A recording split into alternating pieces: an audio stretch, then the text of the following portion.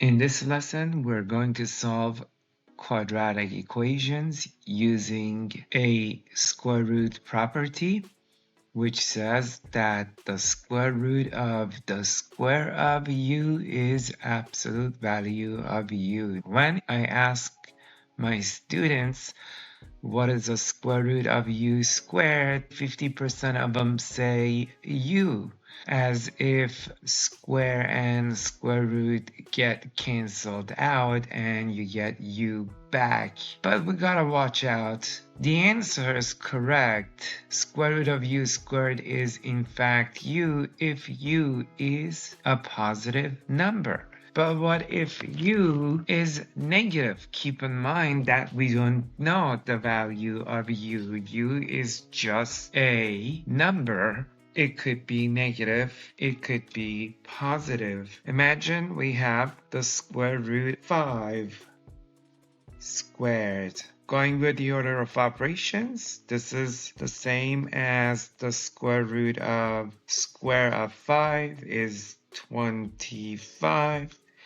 And square root of 25 is equal to 5. So got ourselves u back. That's correct according to, as I said, many students. But let's take a negative number. Let's go with the square root of -5 and square that by the order of operations. Square of -5 is positive 25. Now we no longer have a negative under the square root. Square is going to square the negative into a positive because of double negative. And square root of 25, just like the last case, is 5. Did we get u back? Notice that u here is -5, whereas before u was 5. No, we didn't get u back, but we got the absolute value of u back. 5 is the absolute value of -5. This is equal to absolute value of u. To guarantee that the answer to a square root is non-negative, we need the absolute value. Therefore, keep in mind that the square root of a square of something is always the absolute value of that thing. Because if the number you're squaring is negative, you're not going to end up with the same number. You're going to end up with the positive of the number. We can take advantage of this property to solve quadratic equation. A quadratic equation, remember, is an equation that involves a quadratic expression, and the degree of a quadratic expression is 2. Let's look at example 1. We have the square of x minus 81 equal to 0. What you really want to do is begin by isolating the square part, meaning that we are going to add 81 to the right-hand side of the equation. And then we can go ahead and take the square root of both sides of this equation. On the left-hand side, we're going to use the property the square root of the square of x is the absolute value of x. And on the right-hand side, the square root of 81 is just 9. Recall that if you have absolute value of x being 9, that interprets as the distance between x and 0 equal to 9. There are two numbers on the number line whose distance from 0 to those two numbers is 9. Those two numbers are x equal to -9 or x equal to 9. The absolute value of both of these numbers is 9. If you check by plugging both -9 and 9 into the original equation, you get 81, and 81 minus 81 is 0. Another method to solve this equation is by factoring it out. You can factor that out to x minus 9, x plus 9 equal to 0. Then set each factor equal to 0. You get x equal to 9 or x equal to -9. But method is convenient if you have a square and a constant. You can isolate the constant and take the square root. Don't forget that you need the absolute values. For example, 2, our x is replaced with x minus 3. We have square of x minus 3. Here our u is x minus 3. So we are going to get rid of the square by taking the square root of both sides. Here we have square root of x minus 3 squared equal to the square root of 16. Now, the constant has been isolated already for you on the right hand side, so you can go ahead and take the square root. On the left, I can't just say square root of the square of x minus 3 is x minus 3. I have to use this property. Here instead of u, we have x minus 3. The square root of the square of x minus 3 is the absolute value of x minus 3. And on the right hand side, we have the square root of 16, which is 4. This is going to break into two equations using what we have learned about absolute value. You have the distance between x and 3 equal to 4. So this is going to break into two equations. You can have x minus 3 equal to the negative of 4, or we can have x minus 3 equal to the positive of 4. Why is that?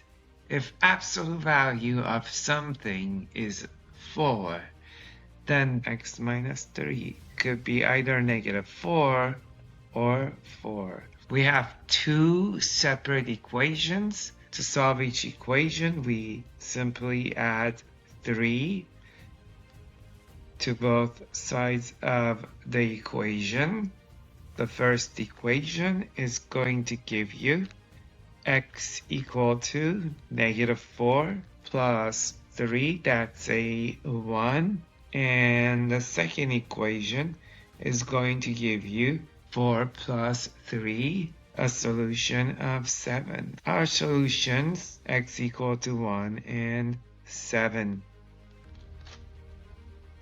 Let's look at this next equation. One way to solve this equation is by squaring x plus 2, then multiplying the 4 into the answer to the square. Add like terms, move the 10 over, and attempt to factor this out or use the quadratic formula, which is very time consuming. But notice that here we have what we call a perfect square. This is your u squared. If we can isolate that expression, then we can take the square root. To isolate the square, we are going to first get rid of this negative 3. by adding 3 to both sides of the equation. That gives us 4 times the square of x plus 2 equal to 13. Next, we're going to divide left and right of the equation by 4. We are not allowed to multiply that 4 in because this is a square.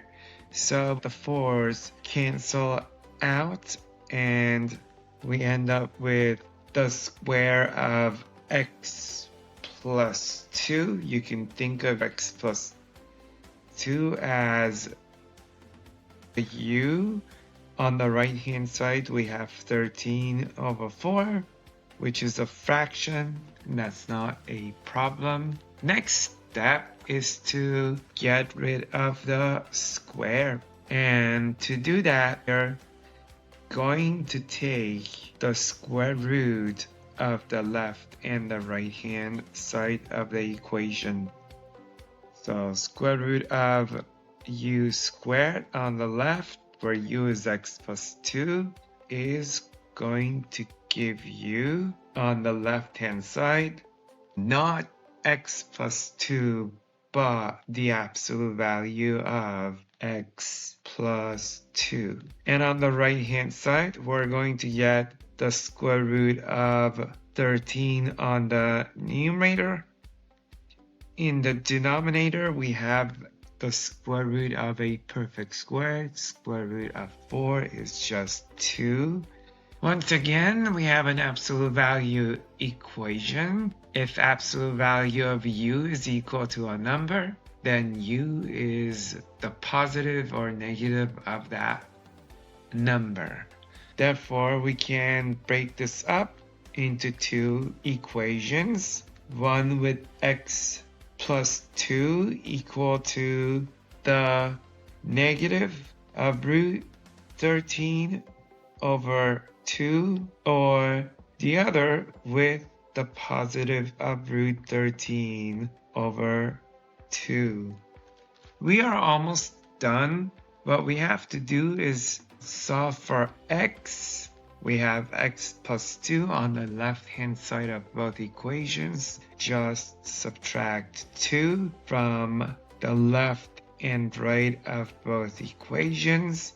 For the first equation, we're going to get x equal to, now here I can write negative root 13 over 2 minus 2, or I can write negative 2 minus root 13 over 2. It does not make any difference. Let me write it as negative 2 minus root 13 over 2, or x equal to negative 2. We have a positive root 13 over 2. These are the solutions in exact form. Example 4 is not like the last 3 examples where you have a perfect square. In the last example, we had parentheses squared, and we can think of that as a u squared. But this equation has x squared minus 6x plus 9. We do not have a u squared, which we can isolate and write as equal to a constant. But notice that on the left, we can begin by factoring out the trinomial x squared minus 6x plus 9 factors out to x plus 3 times x plus 3. On the right hand, we have 25. X plus 3 times itself is x plus 3 squared. Now we have a perfect square. You can think of that as u squared equal to 25. So we can take the square root of both sides of this equation. Root of u squared gives you absolute value of u. Here u is x plus 3, so we get the absolute value of x plus 3 on the left, and on the right hand we have a perfect squared. Square root of 25 is 5. Again, this is going to result into two equations. X plus 3 may be either -5. Finally, to solve for x, we're going to subtract 3. For the first equation, we're going to get x equal to -5 minus 3 is -8. And for the second equation, 5 minus 3 is 2. Those are our solutions. Now you might say, how come I did not use the good old methods by moving the 25 to the left, setting equal to 0 and factor out? Well, I could. We have the freedom to do that. But if you have a perfect squared, why not using this property? It's just a little bit less messier.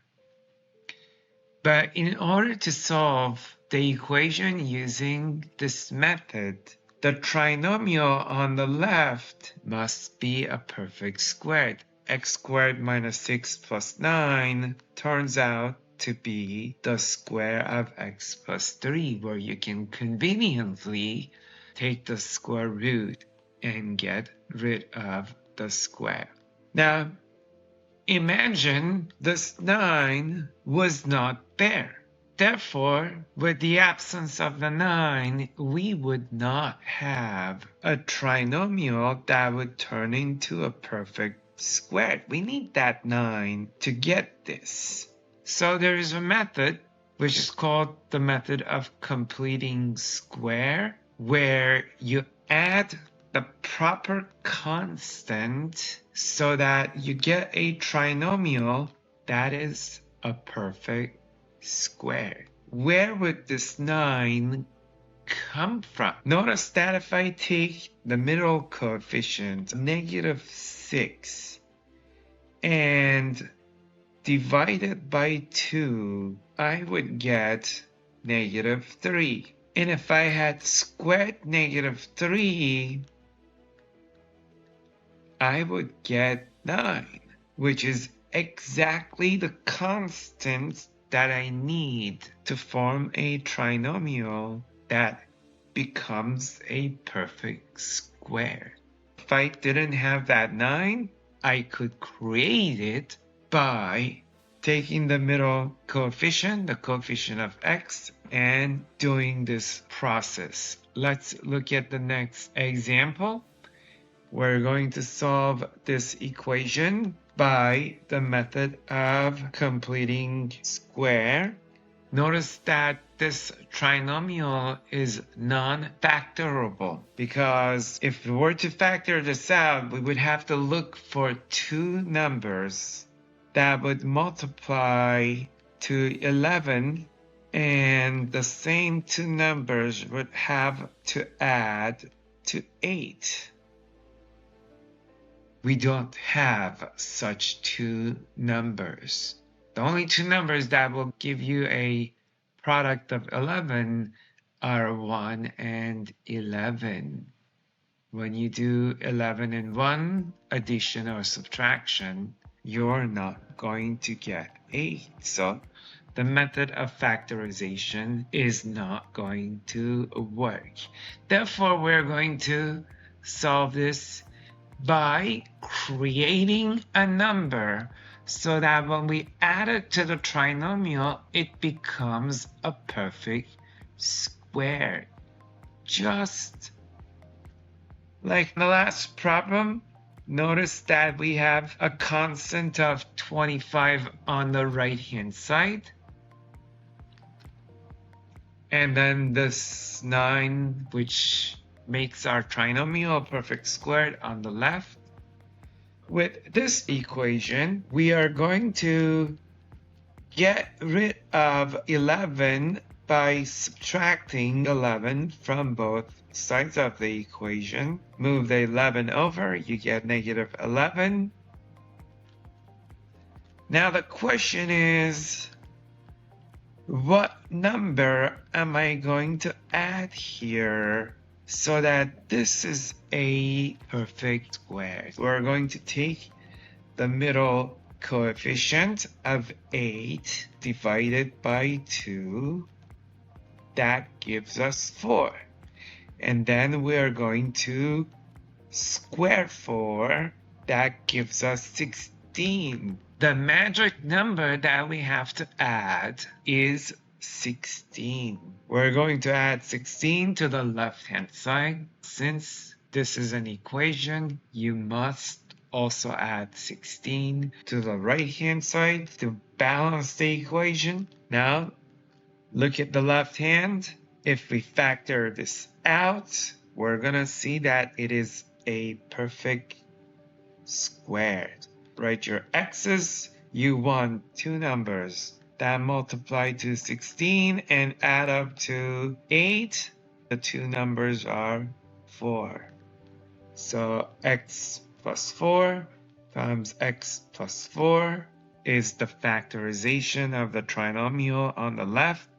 On the right hand, we have negative 11 plus 16. That is a positive 5.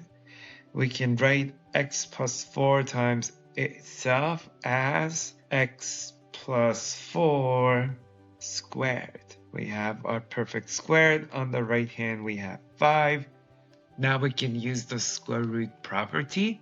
Take the square root of both sides. And again, remember that the square root of a square of u gives you absolute value of u. So here we have the absolute value of u is in fact x plus 4. On the right hand, we have square root of 5. 5 is not a perfect square. Square root of 5 is irrational. You're just going to leave that alone. This is going to turn into two equations. You get x plus 4 either equal to the negative of root 5 or root 5. And we're almost done. We just have to solve for x by subtracting 4 from both sides of each equation. The first equation is going to give you x equal to negative root 5 minus 4. The second equation gives you x equal to negative 4. Here we have a positive root 5. So negative 4 plus root 5 are the two solutions. Now notice that here we have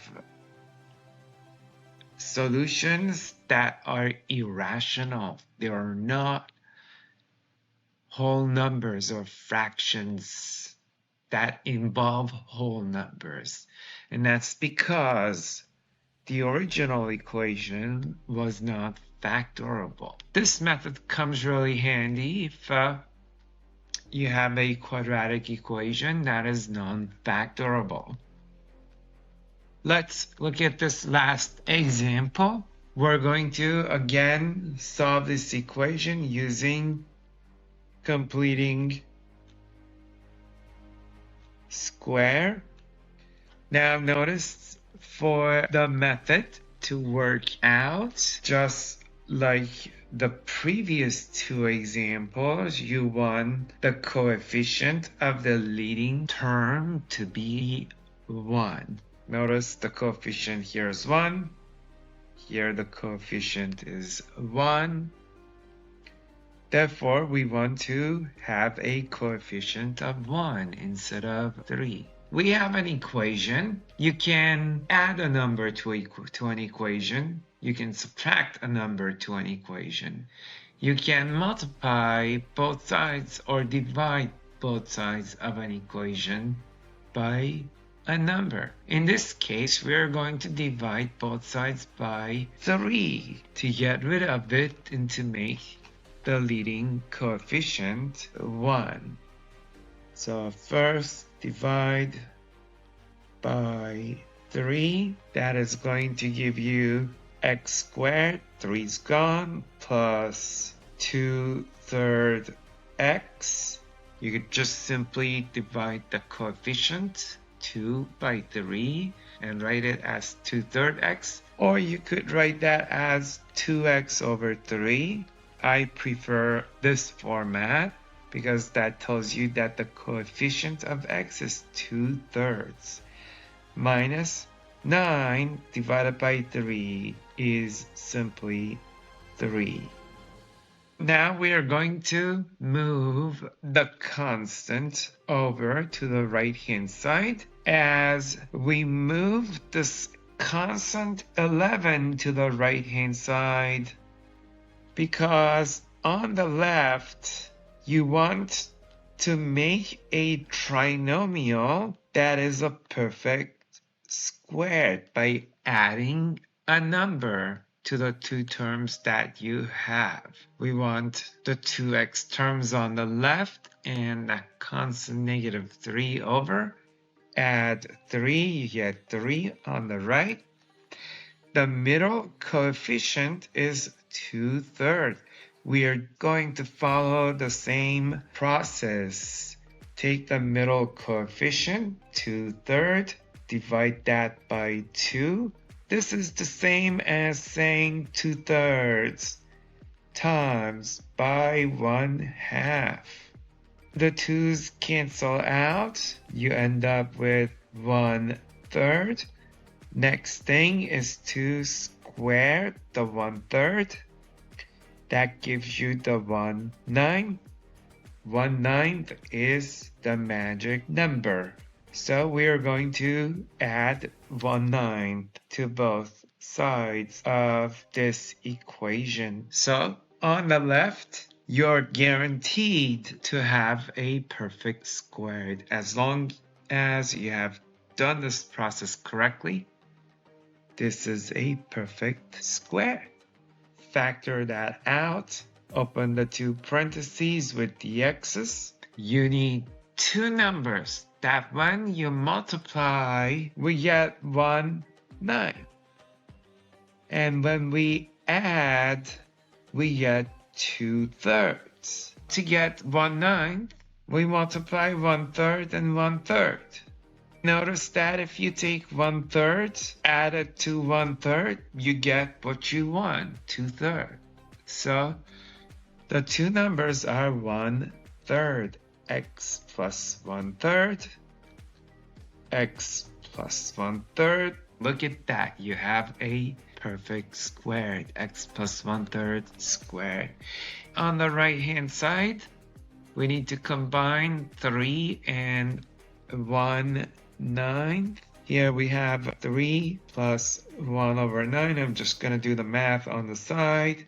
You need to write 3 with a denominator of 9. Multiply 3 by 9. You can think of 3 as 27/9 plus 1/9. And that would be 28/9. So the right-hand side of the equation is 28/9. Now we can write x plus 1/3 times itself as x plus 1/3 squared equal to 28/9. We have a perfect squared. We can go ahead and apply the square root operation. On the left, we get the absolute value of x plus 1/3. And on the right, we get root 28 over square root of 9 is 3. You can break root 28 28 is 4 times 7. If you wish, you can break that up. Square root of 4 is 2. Square root of 7 is just square root of 7. Can't do anything with that. This becomes 2 root 7 divided by 3. You could do this in the end if you want, or you could do it now. We are not done yet. We have to still solve this absolute value equation. This is going to break up into 2 equations. You're going to get x plus 1/3 equal to either the negative of 2 root 7 over 3 or the positive of 2 root 7 over 3. Finally, to solve for x for both equations, you just have to subtract 1/3. For the first equation, we're going to get x equal to negative 1/3 minus 2 root 7 over 3. Or you can write negative 2 root 7 over 3 minus 1/3. The second equation is going to give you negative 1/3 plus 2 root 7 over 3. These are your 2 solutions. They are irrational, meaning that we didn't get whole numbers, or we did not get fractions where the numerator and denominator are whole numbers. We have roots that are not rational. And that's because the original equation is unfactorable.